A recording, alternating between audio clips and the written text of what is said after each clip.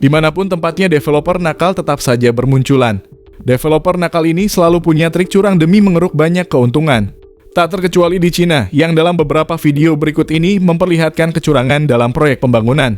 Seperti dalam video ini memperlihatkan besi yang digunakan untuk konstruksi, ternyata besi tersebut begitu lunak dan mudah patah. Dalam video terlihat bagaimana batang besi yang cukup besar dengan mudah dibengkokkan oleh seorang pekerja.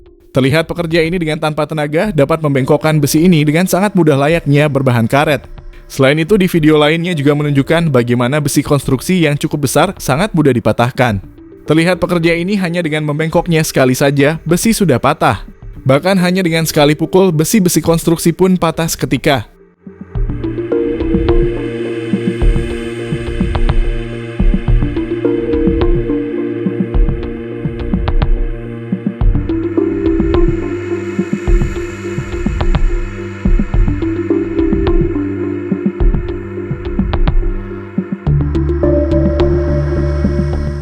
Yang lebih parah, salah seorang pekerja juga menunjukkan serpihan besi yang terlihat seperti serpihan fiber.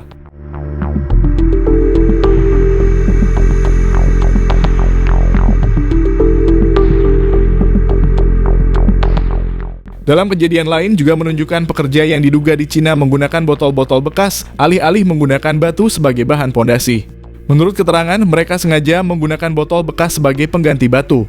Hal itu karena bahan batu harganya semakin mahal. 为了石子的沙子水泥贵了，都放酒瓶特工原料。这为了放沙子石子太贵了。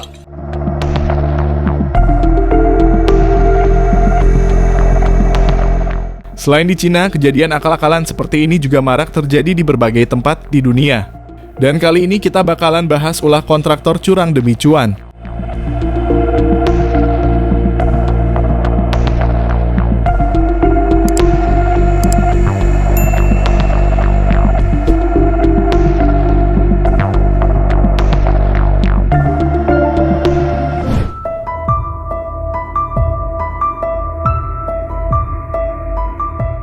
Jika tadi di Cina heboh dengan besi palsunya, di Indonesia ada yang lebih menghebohkan, di mana material kardus bisa disulap sebagai proyek dengan nilai miliaran rupiah. Sebuah patung penyu raksasa di ruang terbuka hijau alun-alun Gado Bangkong, Pelabuhan Ratu, Sukabumi, Jawa Barat, mendadak viral di media sosial setelah ditemukan dalam kondisi rusak. Dalam video yang beredar, bagian punggung patung tampak terkelupas memperlihatkan bahan dalamnya yang diduga terbuat dari kardus bekas dan bambu. Hal ini menuai sorotan publik karena proyek pembangunan tersebut menghabiskan anggaran 15,6 miliar rupiah yang berasal dari APBD Jawa Barat 2023. Di tengah kehebohan patung penyu dari kardus bernilai miliaran rupiah ini, akhirnya Sekretaris Daerah Kabupaten Sukabumi Ade Suryaman buka suara. Dia menyatakan bahwa alun-alun Gado Bangkong merupakan program pemerintah Provinsi Jawa Barat yang dibangun oleh pihak ketiga. Setelah rampung dibangun, selanjutnya Pemprov menyerahkan fasilitas publik itu kepada pemerintah Kabupaten Sukabumi pada September 2024. Ade membeberkan proyek tersebut senilai 15,6 miliar rupiah. Namun bukan hanya untuk membangun patung penyu saja, tetapi keseluruhan fasilitas di alun-alun Gado Bangkong. Sementara itu, dalam pernyataan resminya, pihak kontraktor PT Lingkar Persada KSO Adi Makmur menyatakan bahwa patung penyu merupakan ornamen dari alun-alun Gado Bangkong. Pihak kontraktor juga membantah bahwa ornamen itu nilainya sampai miliaran rupiah, tetapi hanya sekitar 30 juta rupiah sesuai dengan spesifikasi proyek yang telah ditetapkan.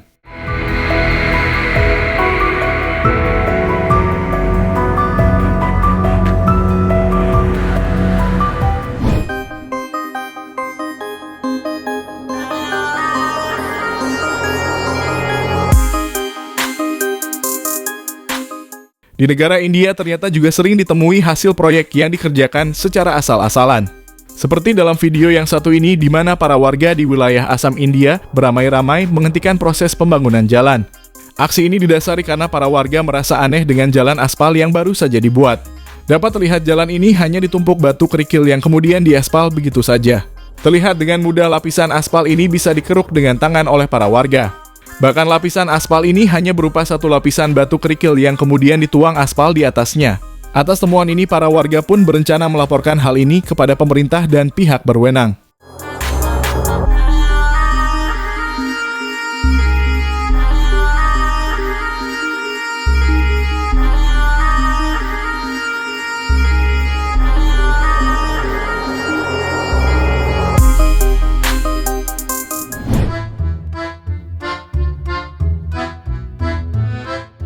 Tak kalah dengan India, proyek jalan aspal yang dikerjakan dengan asal-asalan juga marak terjadi di Indonesia. Seperti yang ada dalam video ini memperlihatkan seorang pemuda diduga asal Garut membuat video yang memperlihatkan kualitas jalan aspal yang selesai dikerjakan di daerah Garut. Terlihat jalan tersebut lebih nampak seperti butiran beras. Assalamualaikum warahmatullahi wabarakatuh. Pak Dedi, abi mohon kumaha ieu nu terjadi di desa teh rajeun aya pembangunan di pelosok desa mah. Tah ieu buktosna ieu teh namina teh di hot mixerna. Da orang kampung mah teu terang gitu ngan pedah saur wartos. Tapi ieu kayanana ieu jalan gitu tuh. Kumaha ieu Pak Dedi, abi teh kedah kasaha supaya masyarakat teh mengadu ke masyarakat ka pemerintah nu dihandap mah. Tengah pada itu ya jelas-jelas ngarugikeun masyarakat, jelas-jelas ngarugikeun negara. Ieu teh naon ieu teh balik kieu pagawean teh ieu teh hot mic teh ya Allah. Pada ini cik abi mohon pada di kumaha ieu.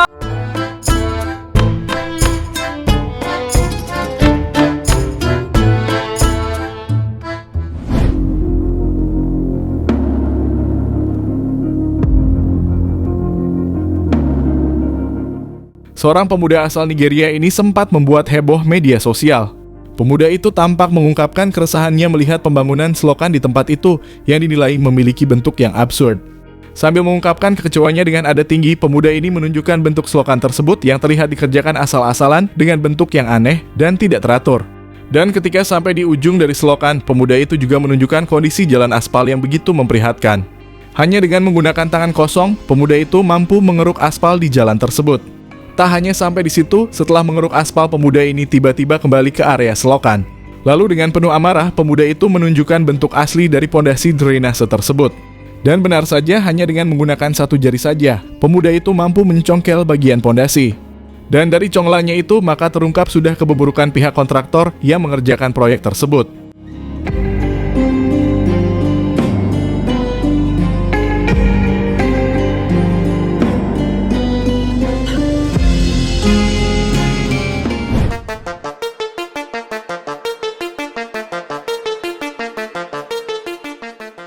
Aksi curang kontraktor juga terjadi di Meghalaya, India.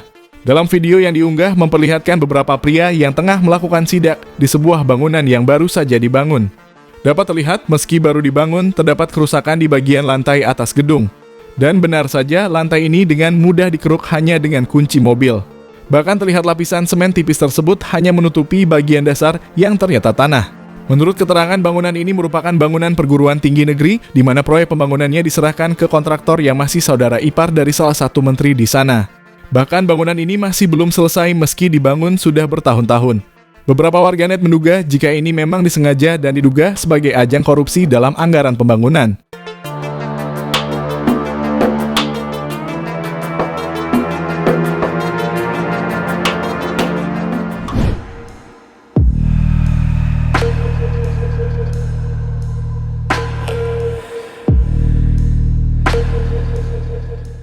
Lagi-lagi Indonesia tak mau kalah kalau soal aksi curang-curangan proyek pembangunan. Aksi curang developer sempat terungkap saat Gubernur Jawa Tengah Ganjar Pranowo melakukan sidak pada tahun 2022 dalam pembangunan gedung SMAN Tawangmangu, Kabupaten Karanganyar yang bernilai 5,19 miliar rupiah. Saat dilakukan sidak tersebut, Ganjar marah karena mendapati kualitas bangunan yang sangat mengecewakan. Ganjar menemukan sejumlah kecurangan dari pihak kontraktor. Satu yang paling fenomenal adalah tembok palsu dari triplek yang langsung ditendang Ganjar sampai jebol. Selain tembok palsu, Ganjar juga menemukan beberapa tembok yang mengalami keretakan, finishing yang jauh dari kata rapih, juga hal-hal lain yang seperti dikerjakan secara asal-asalan. Pada momen ini, Ganjar juga sempat menelpon pihak kontraktor dan menginstruksikan agar bertanggung jawab dengan pembangunan gedung sekolah tersebut.